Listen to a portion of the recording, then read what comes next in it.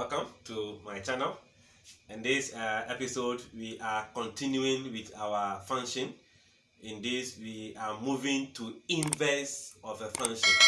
In our previous lesson, we did with the range, how to find the possible range of a function. Here we are looking for the inverse. We know that when the function is one-to-one, and map an element from x to y, that is a function. But if there is a reverse, that is the movement from y back to x, that will become the inverse of the function, whereby the domain of the new function was the codomain of the previous function.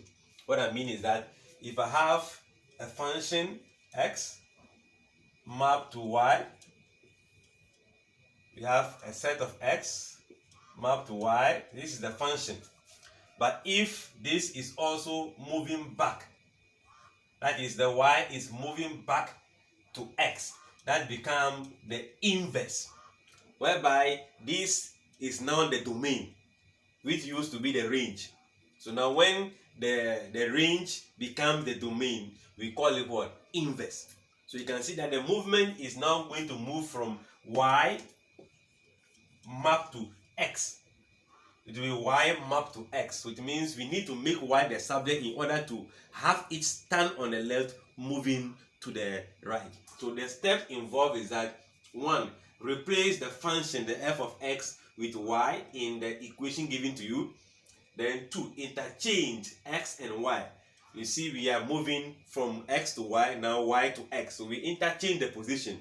This is going to be x mapped to y. That is the function. To get the inverse, it becomes y mapped to x. So now you see your x is now y and y is now x. So we interchange the position. Then we solve for y, meaning make y the subject. Then after solving, replace your y now with the symbol for inverse. Then you are done.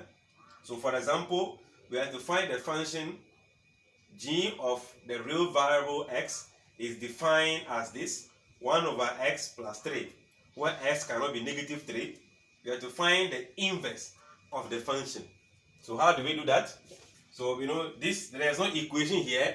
So we need to write the equation first as g of x is equals to 1 over x plus what? 3.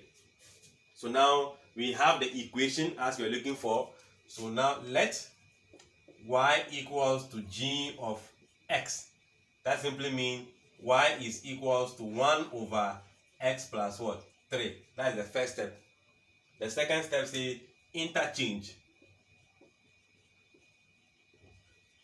x and what? Y. Meaning this is going to be x equals to 1 over y plus what? 3. We have interchanged the position. So what do? We now make y the subject. So in making y the subject, we can see this involves fraction. So we cross multiply. This will give you 1. This will give you x into bracket y plus 3 equals to 1, 1, 1. We can open this bracket to give ourselves xy plus 3x equals to what? 1. Our attention is on the y, so any other loose term move away. So subtract 3x from both sides. That gives you xy equals to 1 minus 3x. But we are looking for y, not xy. So we divide by that coefficient. So over x, meaning y will be left with 1 minus 3x over what? X. So therefore, the function, we have to replace this with g of g prime. So this is going to be equals to 1 minus 3x over what? X. That is our inverse function. Don't forget, if a function is one-to-one and it is onto function, then the inverse will also be a function. So this is what we can do. So any question given to you to find the inverse, these are the steps you are going to follow. First of all, replace the function with y, interchange the x and y, make y the subject, solve for y, then replace the symbol y with the symbol of inverse.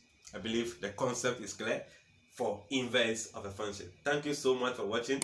Share with somebody, comment, like, and God will bless you. Bye bye.